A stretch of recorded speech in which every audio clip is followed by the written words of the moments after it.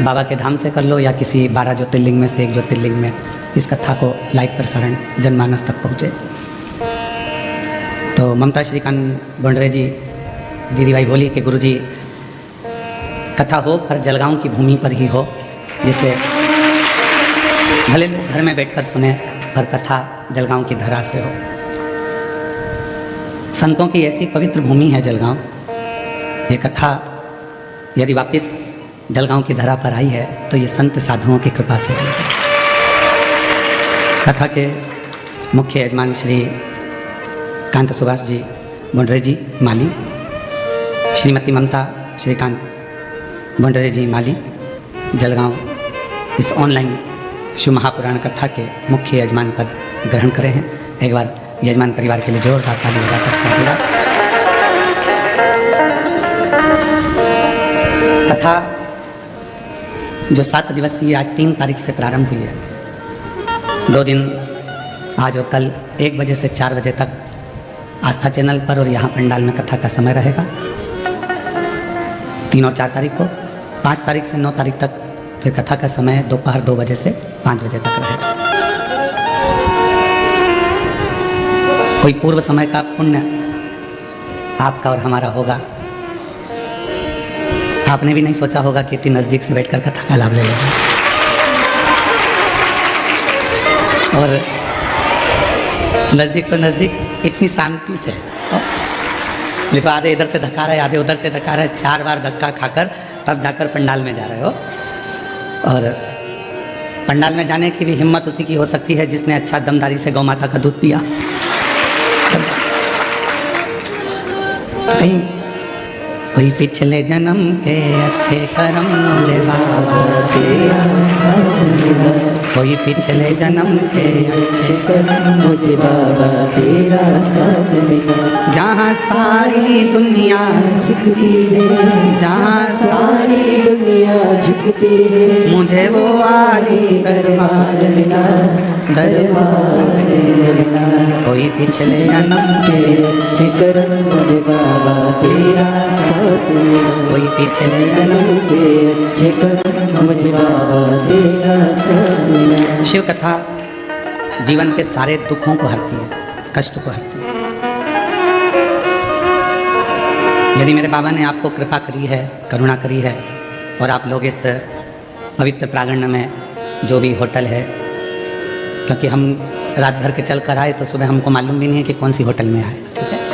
तो सुबह सुबह उतरे और माली जी ने माला पिनाई, हम कक्ष में चले गए, पूजन अर्चना में लग गए, अपना अनुष्ठान जो चलता है सुन करके। अब शाम को पूछेंगे कौन सी है, ठीक है। तो और अच्छा है जलगांव वालों को मालूम भी नहीं पड़ना चाहिए है? नहीं तो तुम तो बैठोगे अंदर और ये जितने पुलिसकर्मी खड़े हैं ये सब धूप में खड़े रहेंगे, टेंशन रहेगा। तो शिव कृपा है। विजयदशमी की सभी को बहुत बहुत बधाई। मेरा देव अधिदेव महादेव आप सभी को विजयता प्रदान करता रहे। जीवन में यदि मौका मिला है शिव महापुराण की कथा को श्रवण करने का और आप आ गए यहाँ तक पहुँचे हैं, तो उस विश्वास के साथ सुनना कि मेरा देव अधिदेव महादेव 7 दिन की जब कथा पूर्ण होगी तो 3 महीने के अंदर मेरा बाबा मेरी झोली खुशियों से भर दे।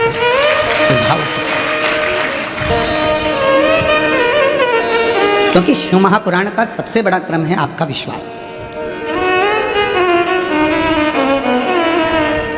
जिस समय पर मां गंगा जी ने भगवान शंकर जी के सम्मुख में जाकर प्रार्थना करी थी कि मैं आपको विवाह करना चाहती हूँ, आपको पति बनाना चाहती हूँ,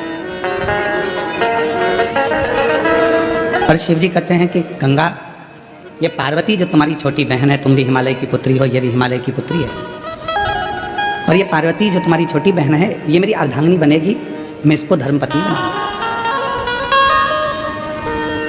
तो फिर मेरा तो कोई वजूद ही नहीं रहेगा। शंकर भगवान ने कहा यदि गंगा तुमको मुझ पर भरोसा है, विश्वास है। बीच में एक वीडियो चलता था, व्हाट्सएप पे आता था, क्या तुझे मुझ पर भरोसा नहीं किया? देखा था वो? तो यदि तुमको मुझ पर भरोसा है और पूर्ण विश्वास है, भरोसा है, तो चिंता मत करना गंगा, जो पार्वती जी का स्थान है मेरे पास में, उससे भी बड़ा स्थान तुझे मैं अपने सिर पर विराजमान करता हूं।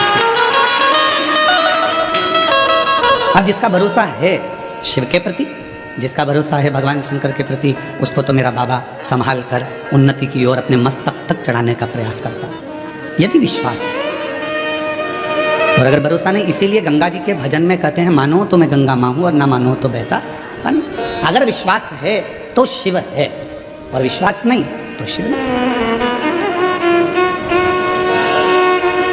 मेरे तुलसी बाबा जी ने तो शंकर भगवान को विश्वास ही कहा है कि आप विश्वास के साथ अगर शिव मंदिर में जा रहे हो, एक लोटा जल समर्पित कर रहे हो, शंकर भगवान को एक लोटा जल चढ़ा रहे हो, तो निश्चित है कि बाबा शिव आपकी मनोरथ, आपकी मनोकामना पूर्ण करेंगे। और अगर भरोसा ही नहीं है तो फिर शिव कहाँ?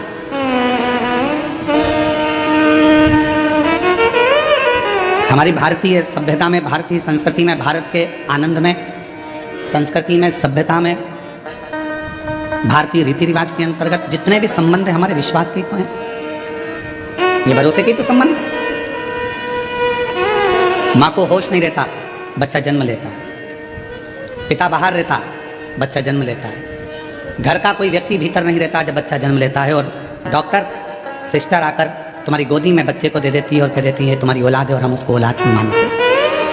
विश्वास, भरोसा, और वो भरोसा निभा तो जन्मों जन्मों तक निभता चलेगा। ना लड़के को देखा ना लड़की को देखा, कौन लड़का है कौन लड़की है, बस संबंध पक्का हुआ, और संबंध पक्का होकर विवाह हुआ, भरोसे के साथ हम उसके ऊपर आश्रित होकर चले। विश्वास, एक रक्षा सूत्र हाथ में बंधा और कह दिया ये तुम्हारी बहन है, तुम इसके भाई हो, और हमने एक रक्षा सूत्र पर विश्वास कर दिया।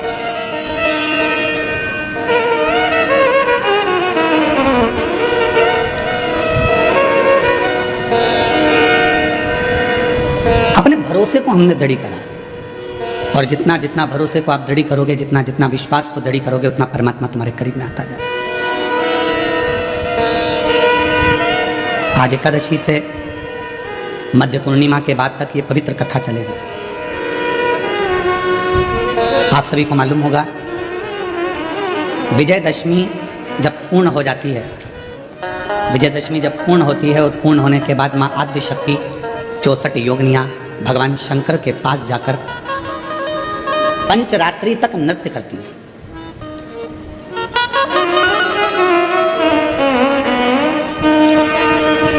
कई देवी धामों में, मां अम्बा के मंदिरों में, कहीं जगह पर एक कलश भराता है जिसको गर्भ कहते हैं, गरबा कहते हैं। ये नवरात्रि में अलग, ये गरबा अलग होता है जो विजयदशमी के बाद से प्रारंभ हो जाता है। और जरा विचार करिएगा कि शिवजी ने बड़ी कृपा कर आप लोगों को उस समय पर ये शिव महापुराण की कथा श्रवण कराई है, जिस समय पर 64 योगिनियां भगवान देवाधिदेव महादेव, माँ जगत जननी जगदम्बा भगवान शंकर के साथ नित्य लीला करती हैं, नित्य नृत्य करती हैं, और जो भक्त उनकी शिव और शक्ति की कथा का तत्व ग्रहण करते हैं, उनकी झोलियां खुशियों से भर देती हैं। ये साधना का समय। तुम्हारे पास में गाड़ी नहीं है, तुम्हें लोन से मिल जाएगी, जिसको चाहिए बता देना, कोई ना कोई बैंक से अपन बात करेंगे, लोन मिल जाएगा। आजकल तो बैंक आगे पीछे घूम रहे हैं, ले लो गाड़ी। अभी दशहरा था, कितनी गाड़ी उठी, सब खुश हो रहे थे, सिर पे फेंटा बांध बांध के गाड़ी दी गई। साहब हमने भी ली, हमने भी ली, हमने भी ली, ले तो ली, कब खींच के चली जाएगी मालूम नहीं पड़ेगा।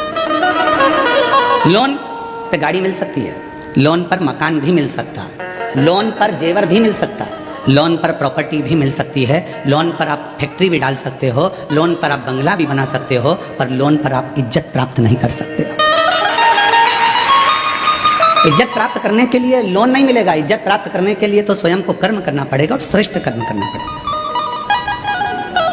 धन आ जाएगा, गाड़ी आ जाएगी, बंगला आ जाएगा, संपदा आ जाएगी, सब कुछ मिल जाएगा, पर इज्जत बनाना, इज्जत कमाना ये आपके हाथ में, आपके व्यवहार के हाथ में। इसलिए शिव महापुराण की कथा बीच बीच में वर्णन करती रहती है, मत बुरे कर्म कर बंदे वरना पछताएगा, भगवान की आंखों से तू बच नहीं पाएगा, तू बच नहीं पाएगा। अरे ओ अज्ञानी मत कर नादानी, तेरे कर्म का फल भी तू ही पाएगा, जैसा किया तूने तेरे आगे आएगा। मत बुरे कर्म कर बंदे, वरना पछताएगा। भगवान की आंखों से तू बच नहीं पाएगा, तो बच नहीं पाएगा। अरे ओ अज्ञानी मत करना, अरे ओ अज्ञानी मत करना। धन आ जाएगा लोन पर, गाड़ी आ जाएगी लोन पर, बंगला आ जाएगा लोन पर, जमीन मिल जाएगी लोन पर, जेवर बन जाएगा लोन पर इज्जत लोन से नहीं, आपके श्रेष्ठ कर्म से बनती है, अच्छे कर्म से बनती है। यह आपके ऊपर निर्भर करता है कि आप क्या करें।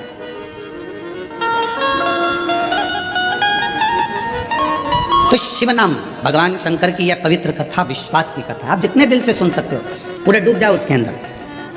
7 दिन हमें मालूम है पहला दिन थोड़ा भारी निकलता है, क्योंकि ये जो तुम्हारा 1 बजे से 4 बजे तक का जो समय है, बर्तन वर्तन मांज के सबको खाना खिला के स्कूल भेज कर, ऑफिस भेज कर, ये समय तुम्हारा थोड़ी देर, और फिर पलंग पर धीरे धीरे मोबाइल चलाते चलाते नींद लग गई।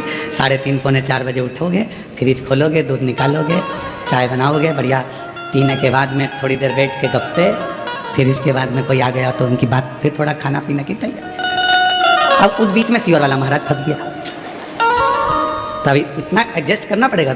पहला दिन इसलिए थोड़ा भारी रहता है, तो सावधान इंडिया, तो थोड़ा पहले दिन वाले तरह सावधानी से सुनना है, बहुत सावधानी से। और जो दीवार के किनारे किनारे बैठे हैं, थोड़ा सावधान आप ज़्यादा रहना, ठीक है, क्योंकि कुंभकर्ण की 2 धर्मपत्नियां थीं, एक निंद्रा एक करकटी। करकटी का पुत्र भीम था, जिसका संगार भगवान शिवजी ने किया तो भीमा शंकर हुआ, 12 ज्योतिर्लिंग में से एक ज्योतिर्लिंग। और दूसरी थी निंद्रा। जब कुंभकर्ण मर गया तो निंद्रा रो रही थी, बहुत विलाप कर रही थी। तो राम जी ने पूछा, तुम क्यों रो रही हो? मेरा पति मर गया, मैं किसको सुलाऊंगी? तो राम जी ने कहा, चिंता मत करो, शिव महापुराण की कथा जहाँ कहीं भी हो वहाँ धीरे से प्रवेश कर जाना, और जो बिल्कुल आराम से टिक कर बैठा हो उसको सुना लेना। तो वो आती जरूर है थोड़ा थोड़ा झपका लेने के लिए, तो थोड़ा सावधान रहेगा। तो हर हर शिव कृपा, एक विश्वास शिव के प्रति रखिए, भगवान शंकर के। गंगा मैया ने भगवान देवादिदेव महादेव से कहा कि क्या आप मुझे स्वीकार करोगे? क्यों नहीं, क्यों नहीं स्वीकार कर सकते? अगर विश्वास है, भरोसा है, दृढ़ता है और तुम्हारा पूर्ण भरोसा है तो मैं तुम्हें स्वीकार करूंगा।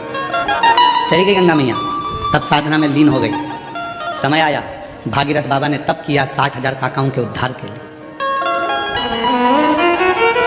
वो तो भागीरथ जी थे जिन्होंने अपने 60,000 काकाओं के उद्धार के लिए तप किया और गंगा जी को पृथ्वी पर लेकर आए।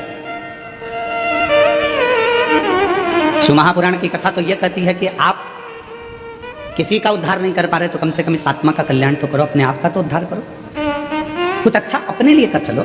दुकान पर बैठकर जो तुमने कमाया, ऑफिस में बैठकर जो तुमने कमाया, उसका भोग तुम्हारी पत्नी भी करेगी, तुम्हारा परिवार भी करेगा, तुम्हारे बच्चे भी करेंगे, तुम्हारा कुटुंब भी करेगा, भाई भी करेगा, माता भी करेगी, पिता भी करेगा। दुकान पर बैठकर नौकरी में जो कमाया उसका भोग सब करेंगे, तनख्वाह के हकदार सब रहेंगे।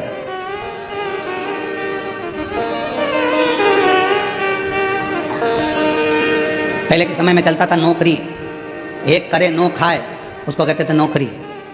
फिर आई चाकरी, एक करे 4 खाए चाकरी। आज के जमाने में चलती है तनख्वाह। व्यक्ति उतना ही कमा पाता है जितना तनख्वाह लेता है, उससे ज्यादा मिल भी नहीं पाता। पर जितना तुमने दुकान पर बैठकर कमाया, जितना तुमने नौकरी कर कर कमाया, उसका तो भोग तुम्हारी पत्नी भी करेगी, बच्चे भी करेंगे, सब करेंगे। पर किस तरह से कमाया है आपने, उसका कर्म का भोग तो केवल आप अकेले को करना, कोई दूसरा नहीं करना। पूछा जाएगा, हर श्वास का एक एक जवाब पूछा जाएगा। पूछते आपका और हमारा तो शुरू से ही आदत बनी हुई है। जब पढ़ते थे, स्कूल जाते थे, उस समय पर भी लोग पूछते थे, क्यों टीचर पूछते थे तुमने ये करके लाए कि नहीं लाए, तुमने ऐसा करा कि नहीं करा, हमने होमवर्क दिया था तुमने करा कि नहीं करा, ये लिखा कि नहीं लिखा, ऐसा करा कि नहीं। तो वो तो क्रम चालू रहता। तो जब बचपन में टीचर पूछता था, बड़े होकर माँ बाप पूछते हैं, तू वहाँ गया था, क्या करा, कैसे करा, तो परमात्मा भी तो पूछेगा कि तुम नीचे गया था, तुझे मृत्यु लोक में भेजा था और महाराष्ट्र की पवित्र भूमि पर जलगांव में तुझको भेज दिया था, जन्म दे दिया था, तूने वहाँ जाकर करा क्या, ये बता। सत्संग किया, संतों का सानिध्य किया, सेवा करी, कितनी करी, वो मुझे बता। तो पूछे, फिर आप क्या बोल पाओ। किसी के लिए नहीं कर रहे तो कम से कम इस आत्म कल्याण के लिए, स्वयं के लिए खूब कमाओ, अपनी कैपेसिटी से ज्यादा कमाओ। हम तो हमेशा कहते हैं तुम अगर अच्छी मेहनत कर सकते हो तो कमाओ, खूब कमाओ। जब तक तुम्हारा शरीर चले तो अच्छी दमदारी से कमाओ, 4-6 प्लाट भी लो, खूब दमदारी से पत्नी के जेवर भी बनाओ। अगर दुकान अच्छी चले, नौकरी अच्छी चले तो पत्नी के जेवर भी बनाओ, मकान भी लो, प्लाट भी लो, जमीन भी लो, जायदाद भी लो, खूब कमाओ। पर एक बात याद रखना, तुम्हारी नौकरी चले तो तुम ये सब कुछ करो, पर उसी तरह तुम्हारा जब तक शरीर चले तब तक शंकर के मंदिर में जाकर एक लोटा जल भी चढ़ाते। शरीर नहीं चलेगा, दूसरे जाएंगे, हाथ जोड़कर कहेंगे हमारी उनकी तबीयत खराब है, एक लोटा जल चढ़ाकर कहेंगे उनको ठीक कर देना। दूसरा नहीं, अपना स्वयं का, स्वयं के काम आता है, स्वयं का। आप और हम स्वयं अगर भजन कर रहे हैं, कीर्तन कर रहे हैं, भक्ति कर रहे हैं, स्मरण कर रहे हैं तो उसका फल अपने को मिलेगा। कई लोग अपने पूर्वजों के लिए कथा श्रवण कर रहे हैं, कई अपने पितरों के लिए कथा सुनते हैं, उसका फल उन्होंने सोच के बैठे कि हमारे पूर्वज हैं, हमारे पितर हैं, हमने फोटो रखा, हमने ये करा, तो वो कथा सुनेंगे, सुनेंगे। आपने निमंत्रण दिया उनको, आपने विचार करा कि मेरे गर्भस्थ संतान नहीं है, अगर मैं सुनूंगी हो सकता है बाबा मुझे संतान देगा। विश्वास, भरोसा, दृढ़ता। गंगा मैया ने कहा कि आप मुझे स्वीकार करो, क्यों नहीं करूंगा। भागीरथ बाबा 60,000 राख के ढेर बने हुए कपिल मुनि के आश्रम में जो परिवार के सदस्य थे, काका थे, उन सब के उद्धार के लिए गंगा जी को लेकर आ गए। और गंगा मैया ने कहा कि मैं कहाँ रहूंगी, कौन मुझे धारण करेगा। तो उस मस्तक पर भगवान देवाधिदेव महादेव से प्रार्थना करी, तब शिव जी ने अपने मस्तक पर धारण किया। मस्तक। अब लोगों ने कहा कि अब भगवान शंकर के मस्तक पर पूरी जटा के अंदर क्या गंगा जी आकर बैठ गई। शिव महापुराण की कथा कहती है कि पूरी जटा के अंदर गंगा नहीं है, केवल उस जटा में एक भगवान शंकर का केश ऐसा है जिस पे गंगा जी को लपेटा गया है। पूरी जटा के अंदर गंगा नहीं, एक केश, एक केश। भारत की भूमि पर 26,000 से ज्यादा नदियां, सरोवर, कुंड, तालाब, बावड़ी हैं। 26,000 से ज्यादा। और 26,000 नदियां, तालाब, बावड़ी, कुंड, सरोवर, ये सब शिव जी की जटा में ही विराजमान है, भगवान शंकर की जटा में।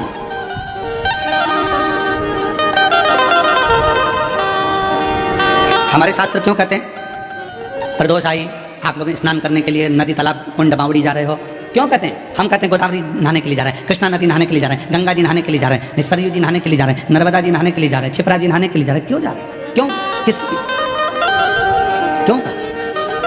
आप जब बार बार स्नान करने का भाव प्रकट करते हो कि हम नहाने के लिए जा रहे हैं, हम गंगा जी नहाने के लिए जा रहे हैं, हम वहाँ जा रहे हैं, हम वहाँ जा रहे हैं, क्यों नहाने का भाव तुम्हारे हृदय में आता है। क्योंकि शास्त्र कहता है कि जितनी पवित्र नदियाँ, ये सब शिव जी की जटा में विराजमान है। जब हम किसी पवित्र नदी में डुबकी लगाते हैं तो स्वयं शंकर की जटा में हम स्वयं जाकर विराजमान हो जाते हैं, शिव के मस्तक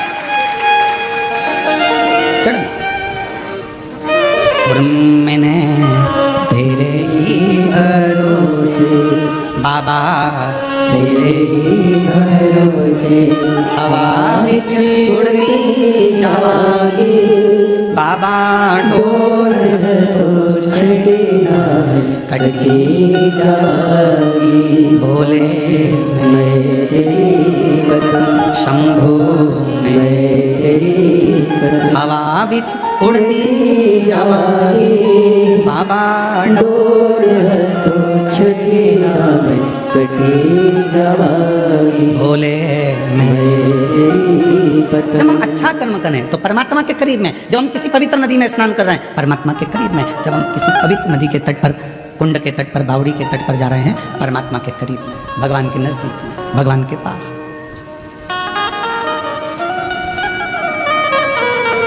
आप सबने रामचरितमानस में एक बात सुनी होगी कि रावण प्राणों को जब त्याग रहा था तो उसने लक्ष्मण जी को 3 उपदेश दिए थे। कितने उपदेश दिए हैं? 3। किसने भेजा था लक्ष्मण जी को रावण के पास? भगवान श्री राम।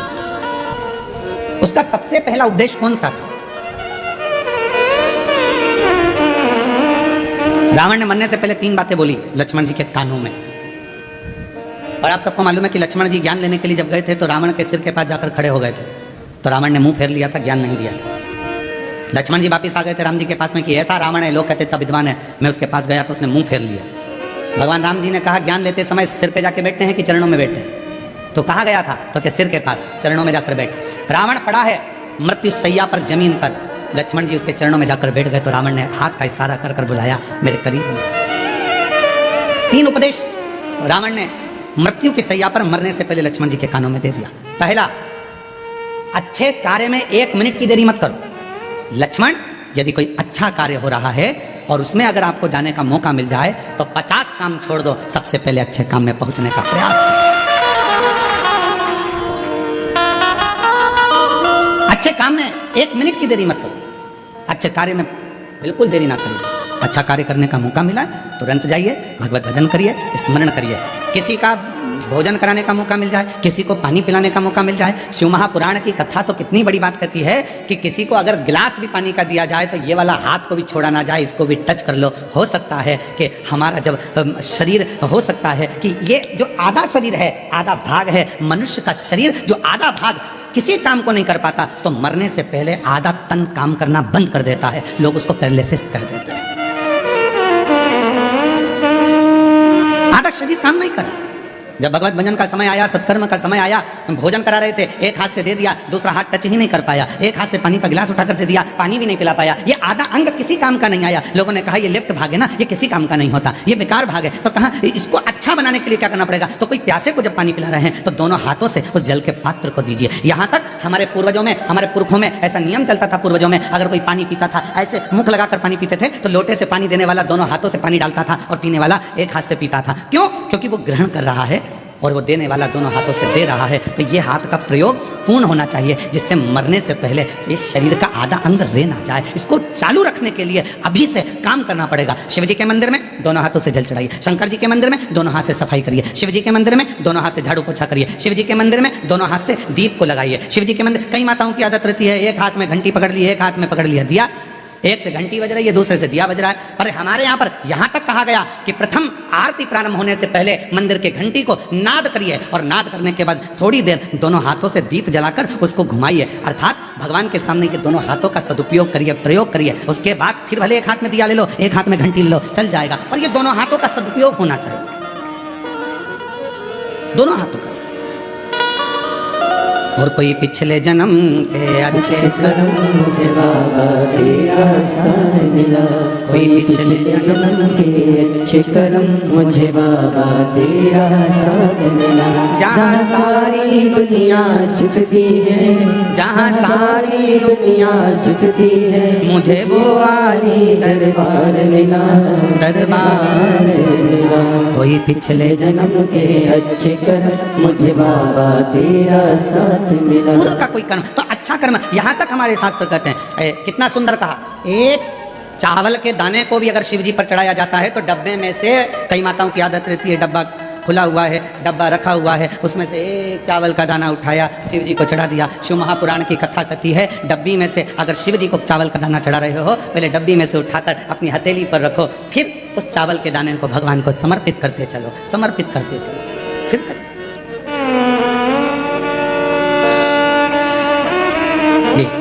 शरीर आधा ना रह जाए, आधा।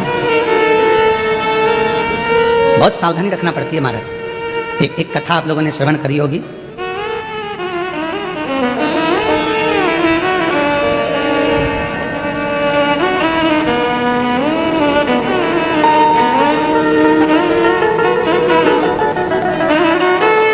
आंत्री ऋषि और अनसुईया माता की, सबने सुनी है कथा। ब्रह्मा, विष्णु और महेश, इन तीनों के घर में बच्चे बने थे। सुनी है ना सबने, श्रीमद् भागवत में तीनों बच्चे। ब्रह्मा जी के अंश से स्वयं चंद्रदेव, भगवान विष्णु जी के अंश से स्वयं दत्तात्रेय और भगवान देवादिदेव महादेव के अंश से दुर्वासा। सुनिए सबने कथा। अब यहां तक तो आपने कथा सुनी, पर शिव महापुराण में एक पवित्र कथा आती है दत्तात्रेय भगवान की बहन की।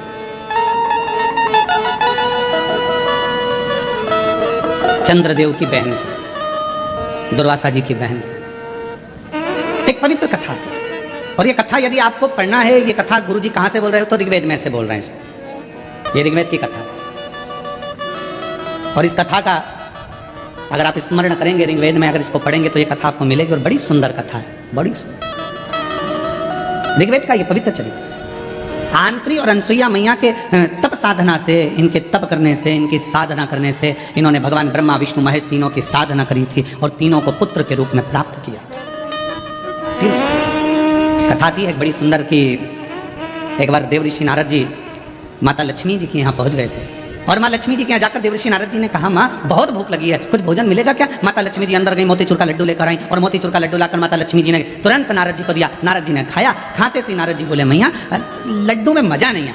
अब तो लक्ष्मी जी के कांटे से खून नहीं। लक्ष्मी जी ने कहा, खा गया चार, और बाद में कह रहा है कि आनंद नहीं आया। लक्ष्मी जी ने पूछा, लड्डू अच्छा नहीं बना? नहीं। तो फिर तेरा क्या पेट भरा? कहीं से खा के आया है तू? व्यक्ति का जब पेट भरा होता है तो उसको अच्छा नहीं लगता, तो कहीं से खा के आया? नारद जी बोले, मैया लक्ष्मी मैया लड्डू तो अनसुईया जी के घर के थे, क्या लड्डू थे, एक लड्डू खा लो और पूरा पेट भर लो। इतने में तो लक्ष्मी जी का हृदय जल गया कि मेरे घर का लड्डू बुरा और अनसुईया के घर का अच्छा। हम हमेशा अपनी व्यासपीठ से कहे हैं कि पतियों से निवेदन है, तुम्हारी पत्नी जैसा भोजन बनाए पेट भर कर खाओ, खूब तारीफ करो, भले रोटी कितनी भी जल जाए, पर तारीफ अच्छी करो। मिर्ची ज्यादा हो गई कोई बात नहीं, बोल दो तू जैसा बोलती है वैसी सब्जी बनी है। अब वो खुद खाएगी जब मालूम पड़ेगा कि मिर्ची तीखी हो गई है। बोल बाबा की कृपा। रोटी आई, भले वो रोटी कैसी भी हो, पर आज तो तूने पूरा भारत का गौरव बढ़ा दिया। पूरे भारत का क्या जोरदार लेकर आई है, बहुत जोरदार।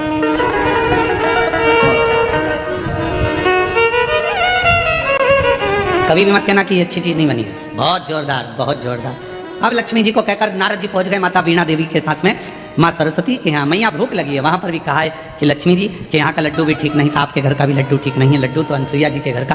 पार्वती जी के यहाँ पहुंच गए। पार्वती मैया लगी थी, आकड़िया की रोटी बनाई, काकड़िया की साग, पर से माता पार्वती जी पावे भोला, पावे भोला। अब माता ने भोजन बनाया और नारद जी से कहा कि ये भोजन ग्रहण करो, ले। अब नारद जी भोजन ग्रहण करने के लिए बैठे और जो मैया ने रोटी दी पाने के लिए, और मैया रोटी दी और नारद जी जैसे ही खाने के लिए बैठे, और खाने के बाद में नारद जी बोले, पहले तो खा ली खूब डपट के, खूब अच्छे से खाई दमदारी से हो। उसके बाद बोले, मैया क्या भोजन था अनसुईया जी के घर का, इतना शानदार भोजन, पूछो मत, पूछो ही मत।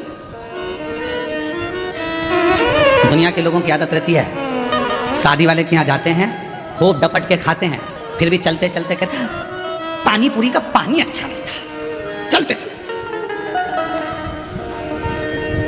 वो इडली तो इतनी कड़ली बनी थी ना, खा गई चार, और बाद में करे कि वो इडली कड़ली रह गई थी, पकी नहीं थी, थोड़ी और सीज जाती तो अच्छी हो जाती। क्योरी बिंदड़ी सही है कि गलत है? अब वो बिंदड़ी भी हाँ करे, हाँ मम्मी बिल्कुल सही बात, खा दो।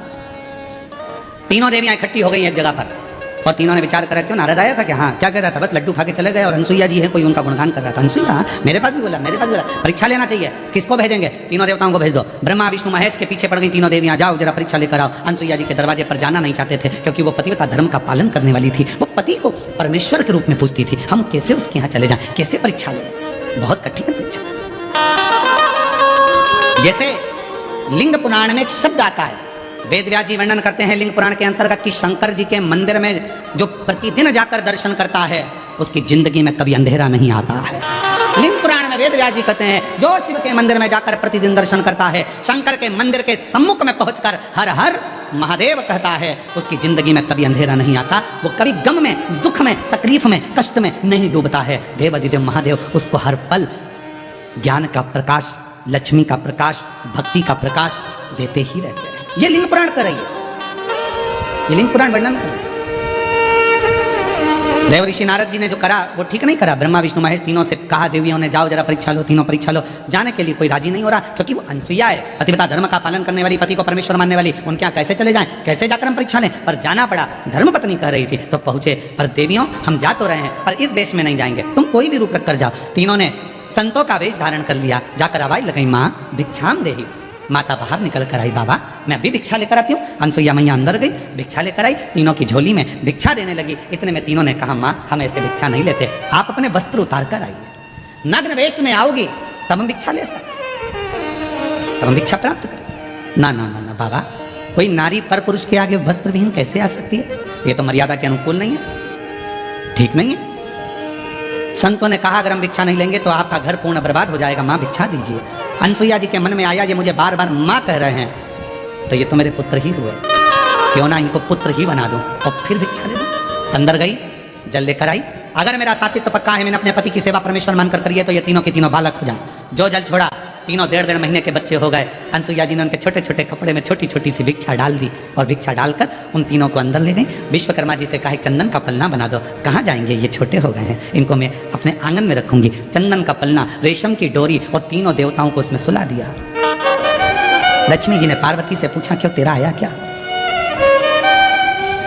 तुम्हारा 8 दिन निकल गए, पता ठिकाना नहीं।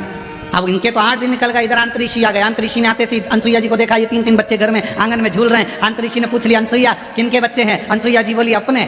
अंतरिक्षी बोले अभी स्नान करने गया था तो एक भी नहीं था। अनसुईया जी बोली भोलेनाथ देते हैं तो छप्पर फाड़ कर देते हैं। ये उनकी उदार सारी कथा सुना दी अनसुईया जी ने अंतरिक्षी को। अंतरिक्षी खुश हो गए, जो नेत्र बंद कर देखा तो ये तो मेरे 3 देवता, तो ये तीनों ही मेरे घर में आ गए।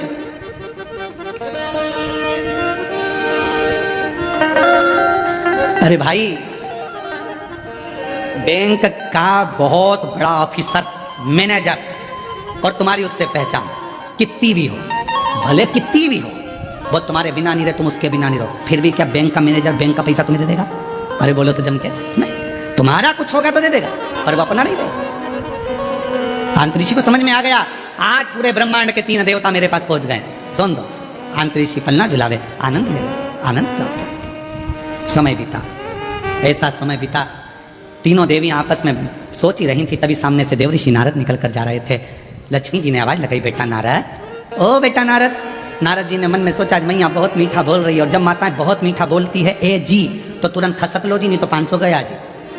जब मीठा बोले तब समझ लो नारद, ओ बेटा नारद। नारद जी को समझ में आया कि मैया बहुत मीठा बोल रही है। नारद जी आए, हाँ माँ क्या बात है? माँ तुमने कहीं तुम्हारे पिताजी को देखा है, भगवान नारायण को? इतने में नारद जी ने कह दिया मैया वो पलना में झूल रहे हैं। अब तो लक्ष्मी जी के हृदय में आग लग गई, मेरा इतना बड़ा पति पलना में झूलता है, क्यों मूर्ख बनाता है, चल निकल यहाँ से। नारद जी चले, सरस्वती जी को भी कहा, ब्रह्म पार्वती जी को भी कहा, तीनों देवियों ने नारद के हाथ जोड़ लिया, हमारे पति हमको कैसे मिलेंगे? माँ जैसे तुम्हारे पति मांगने गए थे भिक्षा, वैसे तुम चली जाओ भिक्षा मांगने। जब अनसुईया जी भिक्षा देने का वचन दे दे तब उनको मांग लेना, अन्न की जगह पति मांग लेना, उसमें क्या दिक्कत वाली बात है? तीनों देवियां जाने लगी। लक्ष्मी जी बोली नारद, मैं राज रानी पटरानी लक्ष्मी, बैकुंठ की महारानी लक्ष्मी, दुनिया के लोग मेरे सामने मांगते हैं, मैं किसी के सामने हाथ नहीं फैला सकती। सरस्वती कहती है मैं भी किसी के आगे हाथ नहीं फैला सकती। पार्वती जी कहती है मेरी तो दौलत ही मेरा पति है, तुम खड़ी हो जाना, मैं आवाज लगा दूंगी कि भिक्षाम दे, मैं बोलूंगी। चलो चल दिया, आवाज लगाई, माता दरवाजा बंद था, पार्वती जी ने आवाज लगाई माता भिक्षाम देई। शिव जी बीच में सो रहे थे, इधर नारायण इधर ब्रह्मा। जैसे पार्वती जी ने आवाज लगाया माता भिक्षाम देही, शंकर भगवान मुस्कुराए, दोनों देवताओं को कोनी मारकर बोले मेरी आ गई है, मेरी पार्वती आ गई। भगवान नारायण ब्रह्मा जी बोले अकेले नहीं जाओगे, अभी नहीं जाना। आवाज पहचानते थे, आवाज तुरंत। अनसुईया जी ने दरवाजा खोला, 3 देवियों को देखा, क्या बात है? माता भिक्षा चाहिए। क्या चाहिए भिक्षा में? जो पलने में सो रहे हैं वो हमारे स्वामी हैं, हमको दे दीजिए। वो तुम्हारे स्वामी? हाँ। अगर वो तुम्हारे स्वामी है तो मैं तुम्हारी सास हूं। थोड़ी देर में अंतरिक्षी आए, अंतरिक्षी ने पूछा अनसुईया कौन? अनसुईया जी बोली ये तुम्हारी बहुएं हैं। बहुओं से कहा जाओ ससुर के पांव छुए। जो पांव छुए तो अंतरिक्षी ने अनसुईया का हाथ पकड़कर एक साइड ले जाकर कहा पागल हो गई है, बेटे तेते से बहू लिया साथ साथ हाथ की, ये क्या कर रही है? इतना सा बेटा और बहू 7 हाथ की, इतनी बड़ी। अनसुईया जी बोली आजकल की बहुएं कमाता हुआ पति मिल जाता है तो लेकर के अलग हो जाती हैं और सोचती हैं कि हमारा पति कमा रहा है। एक माँ ने कैसे पाल पोस कर बड़ा करा होगा मालूम पड़ेगा, ले जाओ। अब तुम पालो, तुम पोसो अपने पति को, तब मालूम पड़ेगा कि एक माँ किस तरह से अपने बच्चे को बड़ा करती है। ले जाओ उठा के। अब पार्वती जी लक्ष्मी जी से पूछी कि इन 3 में से मेरा है कौन सा? हर माल 2 रुपया। अब समझ में भी तो आना चाहिए कि इसमें है कौन सा। उठाया, लक्ष्मी जी ने एक उठाया, उनको क्या मालूम था कि ये मेरे पति नहीं है, उन्होंने ब्रह्मा जी को उठा लिया। सब बदल बदल कर उठा रही थी। अंतरी जी ने कहा ये ब्रह्म है, इनको सुलाओ। चरणों में पड़ गई, माँ हमारे पतियों को बड़ा कर दीजिए। हाथ में जल लिया, अगर मेरा साथित्व पक्का है, मैंने अपने पति की सेवा परमेश्वर मानकर करी है, तीनों बड़े हो जाएं। तीनों बड़े हो गए, तीनों देवियों के साथ जाने लगे तो अनसुईया जी रोने लगी। ये चले जाएंगे तो हमारी गोद सुनी हो जाएगी, इस गोदी में कोई तो रहना चाहिए। ब्रह्मा जी ने अपने अंश से चंद्रदेव को प्रकट कर दिया, भगवान विष्णु ने अपने अंश से दत्तात्रेय भगवान को प्रकट कर दिया, और भगवान शंकर जी ने दुर्वासा बाबा को प्रकट कर दिया। माँ, ये 3 पुत्र तेरे इसी संसार में भव सागर से उबारने के लिए रहे। तीनों देव चले, समय एक दिन। अब आइए ऋग्वेद की कथा। अनसुईया जी बैठी हुई थी और मां अनसुईया जी ने कहा अंतरिक्षी से, मेरे 3 पुत्र हैं पर मेरे घर पुत्री नहीं, मेरे घर में पुत्री का भाव नहीं है। और मैंने सुना है शास्त्रों में,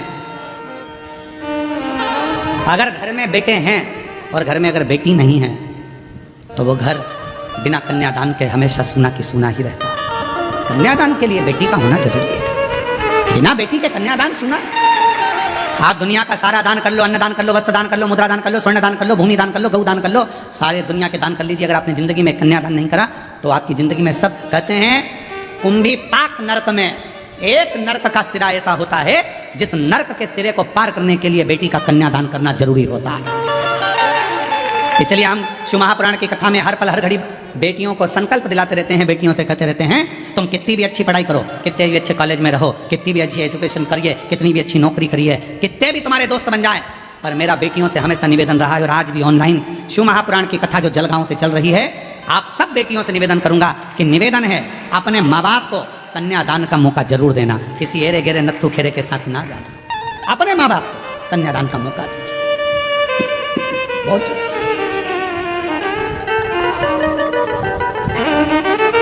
कितना सुंदर कहा, माँ बाप चले जाते हैं तब बेटा तर्पण करता है, माँ बाप चले जाते हैं तब बेटा पिंड देता है, माँ बाप चले जाते हैं तब बेटा भोजन कराकर तर्पण श्राद्ध पिंड देता है और अपने पूर्वजों को तारता है। पर बेटी, जिस दिन माँ बाप अपनी बेटी का कन्यादान जीते जी कर देते हैं, उसी पल उसी घड़ी माँ बाप को नरक नहीं जाना पड़ता। फिर बेटा पिंड दे तो ठीक, तर्पण करे तो ठीक, तिलांजलि करे तो ठीक, माता पिता बैकुंठ का पथ जाते ही। एक बेटी, पर आजकल की उल्टी रीति है, बेटा हो जाए तो माँ खुश और बेटी हो जाए तो चेहरा उतर जाए। चाय की जो केतली होती है ना, केतली तुम्हारे क्या बोलते हैं, डोलची केतली क्या होती है, जब वो बहू हॉस्पिटल में रहती है तो घर की जो लेडी से रहती हैं तो वहाँ हॉस्पिटल ले लेकर रोज 2-3 दिन तक जाती हैं, दूध की केतली, डंगल क्या बोलते हैं, केतली बोलते हैं ना, और ऐसी रहती है, उसमें कड़ी लगी रहती है नीचे, उसको हिलती रहती है। अब आजकल वैसी नहीं रही तो इतना लंबा थर्मस हो गया, उसमें भी लटकता रहता है। तुम देखना अगर घर में बेटा हो जाए ना तो जो केतली लेकर आती है ना, उसकी केतली बहुत हिलती है, वो थर्मस बहुत हिलता है। सिर्फ पल्लू हुई, छोरा हुआ, बेटा हुआ, दादी बन गई, दादी बन गई, और हॉस्पिटल से सीधी बिना पल्लू हिले, नॉन स्टॉप केतली भी बिना हिले जा रही है, तो पूछने की जरूरत नहीं है कि लड़का हुआ कि लड़की, समझ में आ जाएगा लड़की हुई है। ना केतली हिली ना मुंडा हिला, छोड़ी चली जा, बोली। पर कौन समझाए कि बेटे से ज्यादा अगर बेटी एक घर में जन्म ले लेती है, बेटा एक कुल को तारता है और बेटी 2 कुल को तार देती है। तो आज जितनी माताएं बैठी हैं, आप सब कथा श्रवण कर रही हो, जरा विचार करिएगा, ससुराल की 71 पीढ़ी और मायके की 71 पीढ़ी। एक नारी जब शिव महापुराण की कथा श्रवण करती है, शंकर जी पे 1 लोटा जल चढ़ाती है, तो उसका आधा एक नारी का चढ़ा, क्योंकि पुरुष का 1 गोत्र होता है, पुरुष के कितने गोत्र होते हैं, 1, पर लड़की के कितने गोत्र होते हैं, 2। कुंवारी रहती है तब पापा का गोत्र, ब्याह हो गया तो माँ का गोत्र। तो ईमानदारी से बोलो, क्या तुम्हारा वो माँ बाप का जो गोत्र है वो तुमसे छूट गया क्या? नहीं छूटा, छूटा नहीं है। तो वो गोत्र कहाँ काम आता है? जब नारी पूजन करती है, व्रत करती है, आराधना करती है, साधना करती है, शिव महापुराण की कथा श्रवण करती है, तब उसका पुण्य 2 भाग में बढ़ जाता है, आधा उसके मायके के, आधा उसके ससुराल के, दोनों के पास, दोनों। 71 उसकी भी पार कर दी, 71 इसकी भी पार कर दी। एक बेटी, एक दोनों कुल को पार कर, दोनों। दीदी हम धन्यवाद देंगे आपको, ममता श्रीकांत बोडरे माली जी।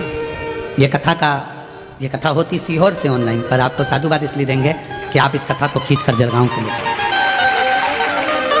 और आपने एक ही शब्द कहा, गुरुजी कथा तो तीर्थ में तो होती रहेगी, बाबा के धाम पर भी होगी, पर यह कथा यदि जलगांव में ही ऑनलाइन हो जाए तो हमारे दोनों कुल तर जाएंगे। और आज आपको मैं साधुवाद देता हूँ कि आपने ये कथा को ऑनलाइन कराकर दोनों मायके का भी और ससुराल का भी दोनों कुलों को पार किया, दोनों।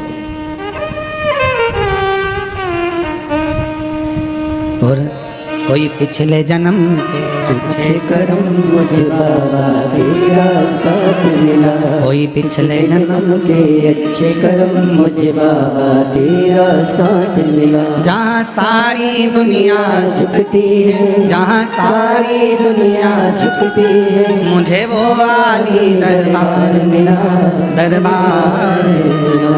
कोई पिछले जन्म के अच्छे कर्म मुझे बाबा तेरा साथ मिला, कोई पिछले जन्म के अच्छे कर्म मुझे बाबा तेरा साथ। कोई पूर्व का हमारा, तुम मेरी जीजियों से, मेरी बेटियों से, जितने ऑनलाइन कथा को सुन रहे हैं आस्था चैनल पर, फेसबुक, यूट्यूब पर, जो लाखों शिव भक्त इस कथा को श्रवण कर रहे हैं, और जितने जलगांव के वासी हैं जो ऑनलाइन कथा को श्रवण कर रहे हैं, साधुता दूंगा, एक घर में बेटी का होना बहुत जरूरी,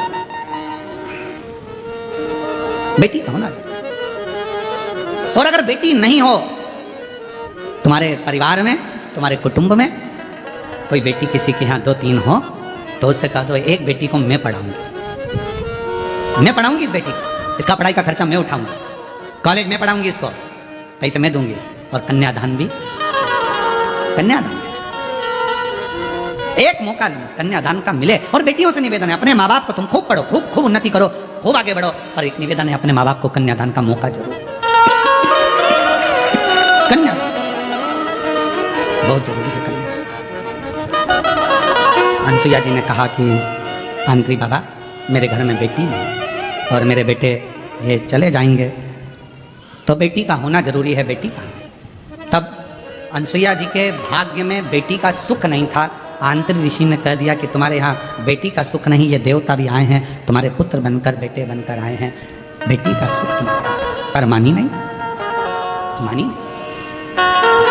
समय आया, अनसुईया जी के घर में एक बेटी का प्रागट्य हुआ, ऋग्वेद कह रहा है एक बेटी का प्रागट्य।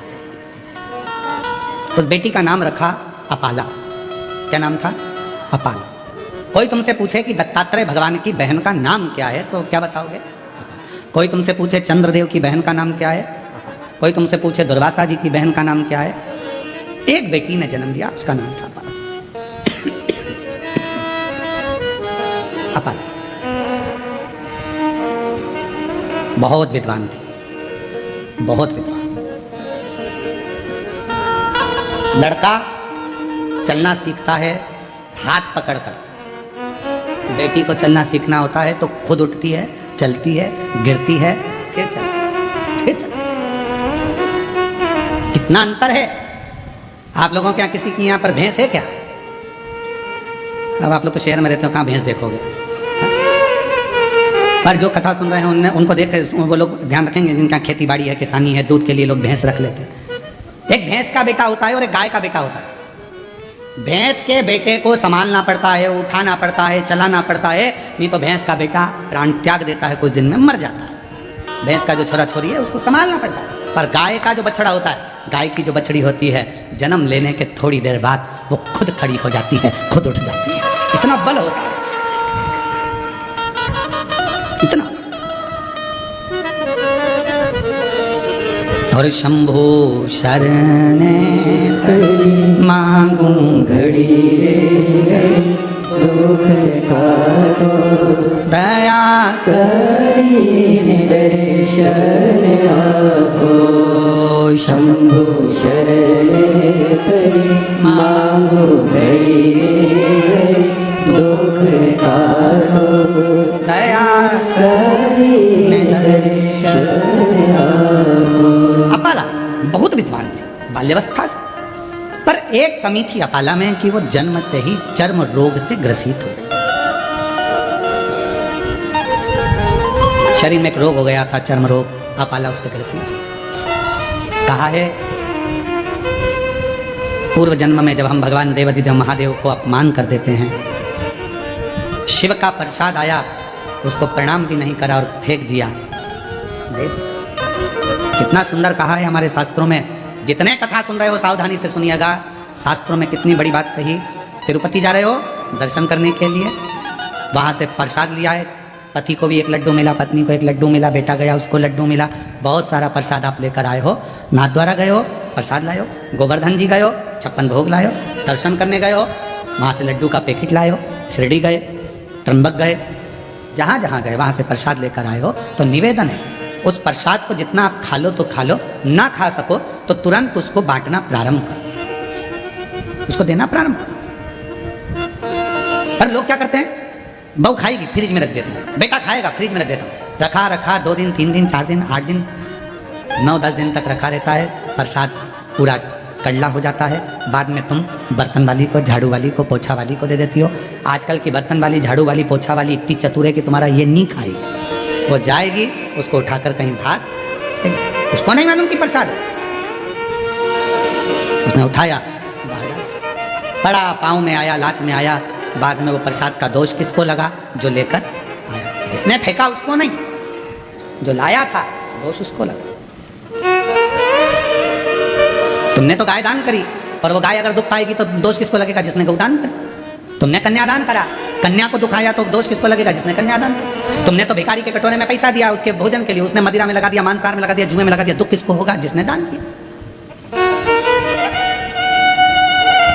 अपाला पूर्व जन्म में अनसुईया जी अंतरी ऋषि से कह रही है, मेरी बेटी ने जन्म लिया पर इसके शरीर में ये चर्म रोग हो गया, इसका शरीर ऐसा, इसका शरीर ऐसा हो गया। कहा आंतरी ऋषि हाथ जोड़कर बोले, ए अनसुईया, पूर्व जन्म में अपाला जिसने शिव जी का अपमान करा था, शंकर भगवान का यदि अपमान, शंकर भगवान की निंदा, शिव जी के लिए अपशब्द जब हमारे मुख से निकलता है तो शरीर रोगीला जन्म ले लेता है, रोगीला जन्म।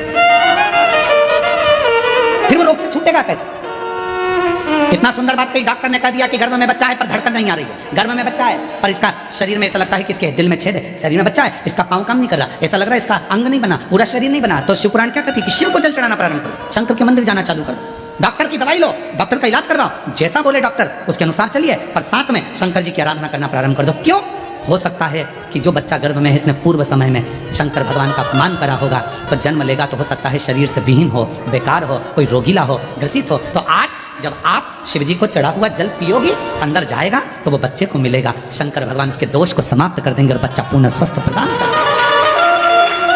पर लोगों ने उल्टा चला, दुनिया के लोगों ने उल्टा चल दिया। कई माताएं कह देती है अगर गर्भ में बच्चा है तो शंकर जी के मंदिर मत जाओ, कोई कह देता है बच्चा ऐसा उसको अंधा हो जाएगा, ये हो जाएगा, वो हो जाएगा। पर शिव महापुराण की कथा कहती है अगर बच्चा गर्भ में है 9 महीना आप शंकर की आराधना में लग जाओ, शिव जी के मंदिर जाना प्रारंभ कर दो, शंकर को 1 लोटा जल चढ़ाना प्रारंभ कर दो, बेलपत्र की छांव में 2 मिनट खड़े रहना प्रारंभ कर दो, तुम्हारा बच्चा अगर कैसा भी जन्म ले रहा होगा तो वो बच्चा स्वस्थ ही पैदा होगा, स्वस्थ ही पैदा। अकाल मृत्यु वो मरे जो काम करे चंडाल का, काल उसका क्या बिगाड़े जो भक्त हो महाकाल का। जो शिव की आराधना करता है तो उसका दोष शिव समाप्त कर देता है। पूछा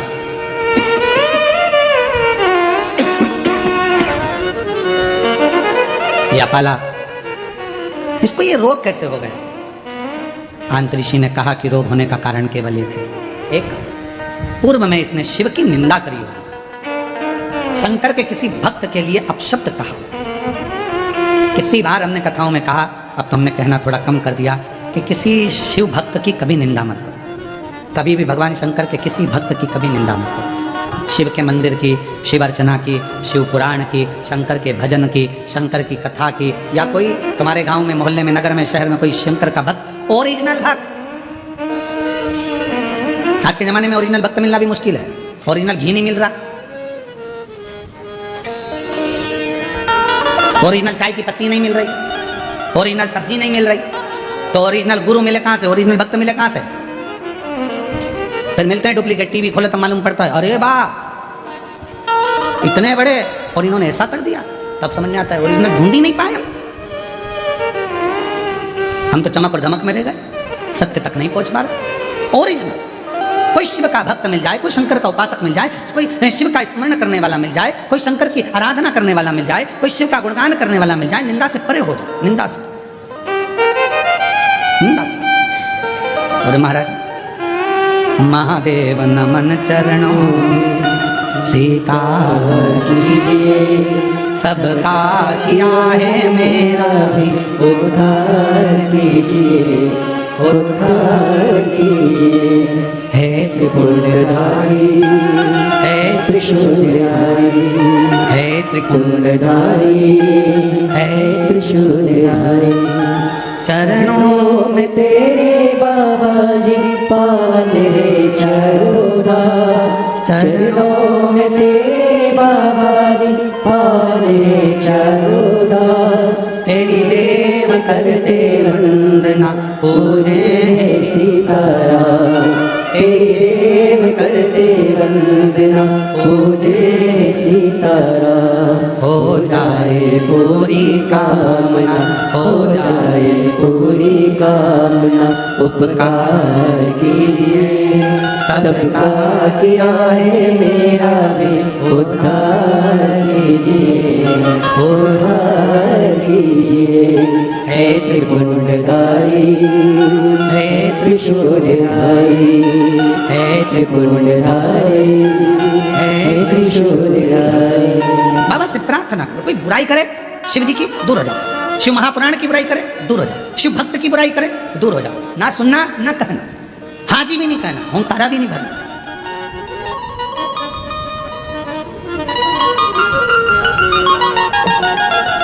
हाँ भी नहीं बोलना, ना हूं बोलना, ना ओंकारा भरना, ना कुछ करना। चलो जल्दी। अब अपाला ने पूर्व समय में हो सकता है कोई शिव निंदा करी हो, शंकर का दोष लगा। विद्वान बहुत बहुत बहुत ज्ञान, सारे वेद अपाला बाल्यावस्था में कंठस्थ करे, सारे वेद। और कहा अपाला ने इतना अध्ययन करा, इतना अध्ययन करा कि ऋग्वेद के अष्टम मंडल के 91 नंबर के सूक्त को स्वयं अपाला ने ही रच दिया। ऋग्वेद का अष्टम मंडल का 91 नंबर के सूक्त को अपाला ने रचा, रचना करी। अब रचना तो कर दी, पर माता अनसुईया जी ने कहा कि बेटी का विवाह कैसे होगा, शरीर में चर्म, बेटी के शरीर में इतना बड़ा रोग कौन विवाह करेगा, कौन?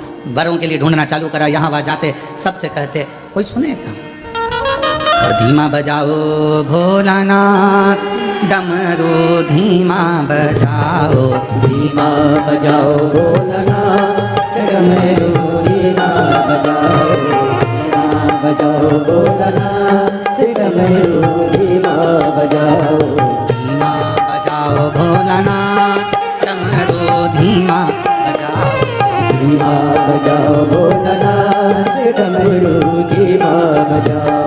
डमरू की धुन सुन के ब्रह्मा जी आए, डमरू की धुन सुन के ब्रह्मा जी आए, ब्रह्मा जी आए संग ब्रह्मणी को लाए, ब्रह्मा जी आए संग ब्रह्मणी को लाए। धीमा बजाओ भोलानाथ डमरू, धीमा बजाओ, धीमा बजाओ भोलानाथ डमरू, धीमा बजाओ। दोनों हाथों से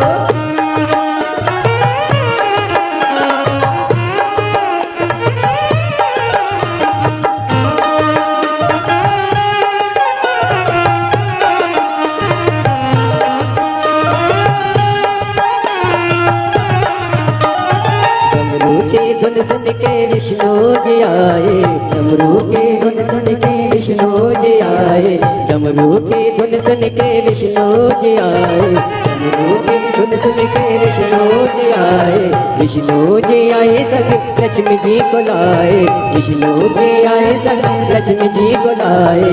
धीमा बजाओ भोलानाथ डमरू, धीमा बजाओ, धीमा बजाओ भोलानाथ डमरू, धीमा बजाओ, धीमा बजाओ भोलानाथ डमरू, धीमा बजाओ, धीमा बजाओ भोला, धीमा बजाओ, धीमा बजाओ भोला, धीमा बजाओ, धीमा बजाओ भोला, धीमा बजाओ, धीमा बजाओ भोला, धीमा बजाओ, धीमा बजाओ भोलानाथ डमरू, धीमा बजाओ, धीमा बजाओ भोलानाथ डमरू, धीमा बजाओ।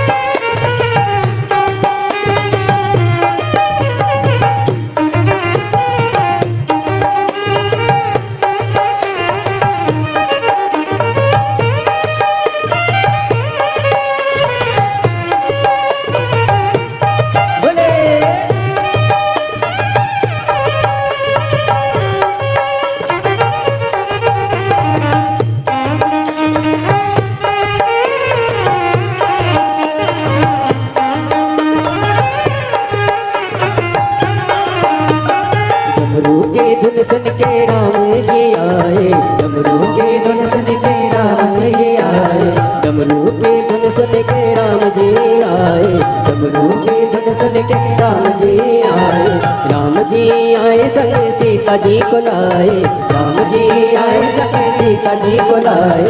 धीमा बजाओ भोलानाथ डमरू, धीमा बजाओ, धीमा बजाओ भोलानाथ डमरू, धीमा बजाओ, धीमा बजाओ भोलानाथ डमरू, धीमा बजाओ।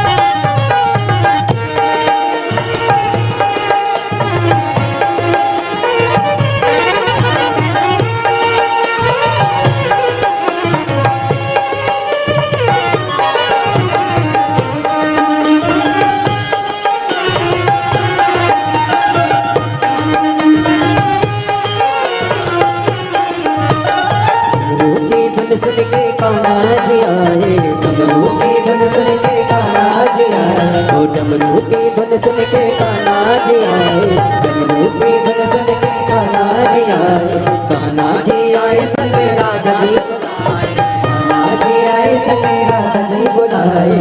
धीमा बजाओ भोलानाथ डमरू, धीमा बजाओ भोलानाथ डमरू, धीमा बजाओ, धीमा बजाओ भोलानाथ डमरू, धीमा बजाओ, धीमा बजाओ भोलानाथ डमरू, धीमा बजाओ, धीमा बजाओ भोलानाथ डमरू, धीमा बजाओ, धीमा बजाओ भोलानाथ डमरू, धीमा बजाओ, धीमा बजाओ भोलानाथ डमरू, धीमा बजाओ, डमरू धीमा बजाओ, डमरू धीमा बजाओ, डमरू धीमा बजाओ, डमरू धीमा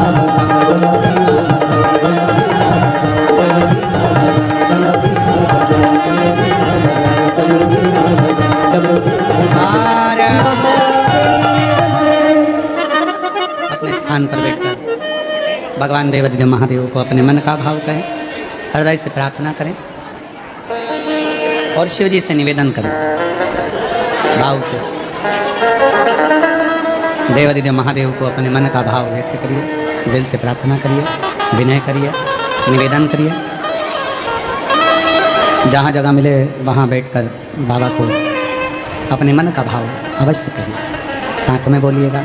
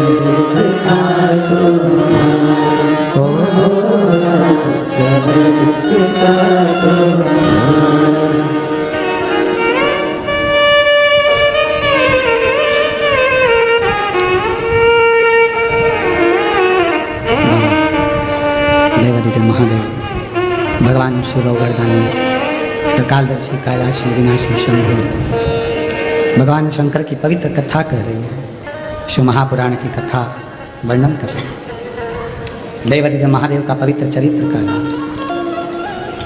अपाला की शादी किससे करी जाए?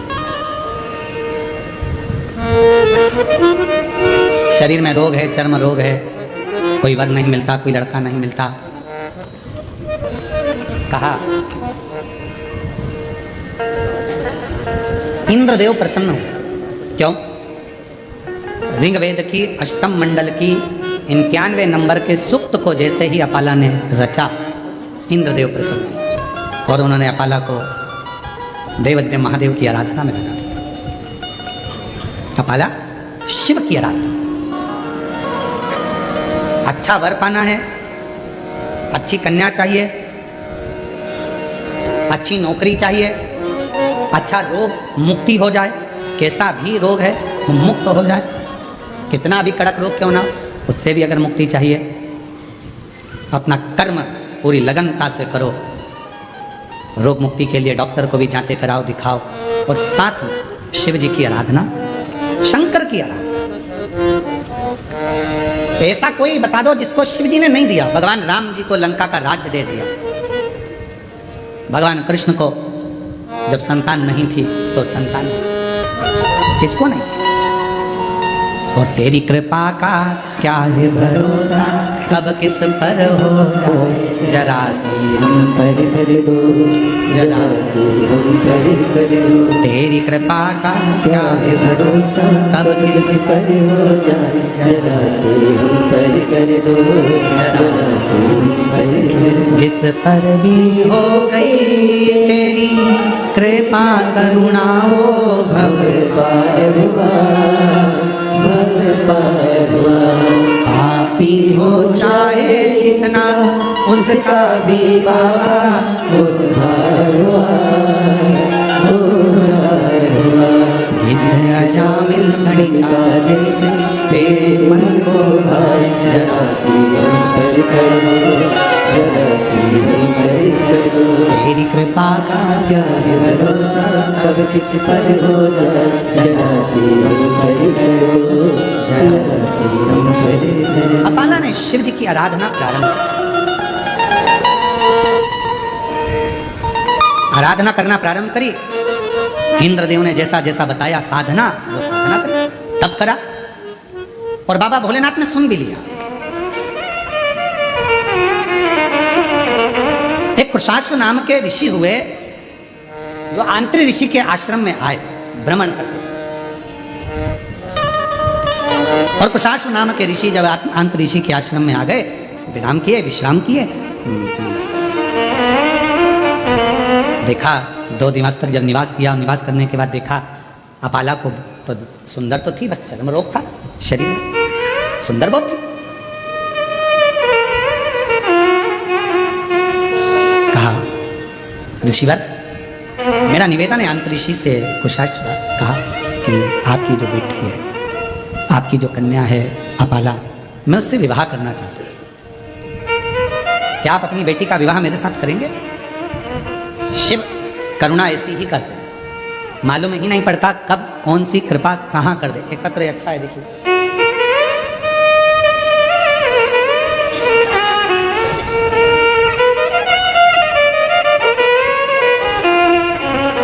मनीषा राजेश पाटिल जलगांव से हैं। मैंने इससे पहले भी 2 बार पत्र भेजा था, पर हमारा पत्र पढ़ नहीं पाए, क्योंकि हॉट सीट पे जाना सरल है, पर व्यासपीठ के पास आना कठिन है। यहाँ पहुँचना बहुत सरल नहीं है गुरुदेव। मेरी बेटी है जो कि नौकरी की तैयारी कर रही थी, पर नौकरी, आप ही हैं, कौन खड़े हैं, आप ही हैं, प्रणाम।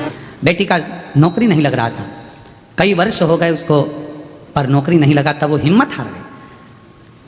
2 साल 3 साल 4 साल 5 साल निकलते चले गए, आखिरी में नौकरी नहीं लगी तो हिम्मत हार गई। तब मैंने कहा, वो सियोर वाला बाबा कहता है कि अगर शिव जी पर जल चढ़ाओ, मंदिर की सफाई करो, शिव अर्चना करो और अपनी मेहनत को 4 गुना करो तो लगेगी जरूर। और बाबा ने ऐसी कृपा करी गुरुदेव, जब बेटी हिम्मत हार रही थी, तब शिव जी की कृपा ने मेरी बेटी कुमारी पूजा गणेश राजेश पाटिल को PWD में सरकारी नौकरी में लगा दिया। मैं बाबा को यहाँ प्रणाम करने के लिए, कहीं बैठे हों तो आप आ जाइए, एक बेलपत्र ले जाइए। और तेरी कृपा का क्या है भरोसा। एक पत्र और है,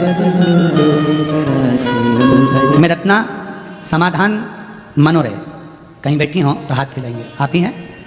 मैं रहने वाली होशंगाबाद जलगांव महाराष्ट्र की हूँ। पशुपतिनाथ के व्रत का वर्णन करना चाहती हूँ गुरुदेव। मेरी बहू के शादी को कई वर्ष हो गए, पर संतान का सुख नहीं हुआ। तब सब लोग अपशब्द कहते थे, कोई कुछ कहता बच्चा नहीं होगा, बांझ रहेगी, संतान नहीं होगी, इसको औलाद नहीं होगी। तब आखिरी में पशुपतिनाथ का व्रत करना, 16 सोमवार का व्रत करना प्रारंभ करा, जो आपकी विधि है उसके अनुसार सफ़ेद आंकड़े की जड़ का प्रयोग किया, और बाबा ने ऐसी कृपा कर दी कि मेरी बहू के घर में बेटा हो गया। मैं बाबा को प्रणाम करने के लिए आ जाइए। महादेव नमन चरणों में, महादेव नमन चरणों में, स्वीकार कीजिए सबका किया है मेरा भी, उद्धार कीजिए, उद्धार कीजिए। हे त्रिपुंडधारी, हे त्रिशूलधारी, हे त्रिपुंडधारी, हे त्रिशूलधारी। चरणों में तेरे बाबा जी पावन है चारों धाम, चरणों में तेरे बाबा जी पावन है चारों धाम। तेरे देव करते वंदना, पूजेंगे सीताराम, तेरे देव करते वंदना, पूजेंगे सीताराम। हो जाए। लोग कहते थे कि ये बांझी रहेगी, दीदी कह रही हैं संतान नहीं होगी, डॉक्टरों के हिसाब से भी नहीं होगी, पर बाबा की कृपा से औलाद हुआ। पुत्र का नाम शंभू रखा है।